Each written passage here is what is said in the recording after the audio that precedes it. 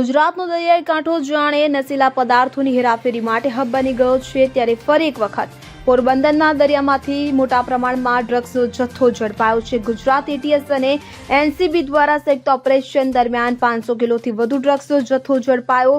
આ ડ્રગ્સનો જથ્થો હાલ પોરબંદર પોર્ટ પર લગાવવામાં આવશે। મળતી માહિતી અનુસાર પોરબંદરના દરિયામાં બોટમાં ડ્રગ્સ આવતું હોવાની બાતમી દિલ્હી એનસીબીની ટીમને મળી હતી। ગુજરાત એટીએસની ટીમ અને એનસીબીની ટીમે મોડી રાત્રે દરિયામાં ઓપરેશન હાથ ધર્યું હતું। આ દરમિયાન એક બોટમાંથી 500 કિલોથી વધુ ડ્રગ્સનો જથ્થો મળી આવ્યો છે। આ સાથે 6 જેટલા ઈરાની શખ્સોની ધરપકડ કરવામાં આવી છે।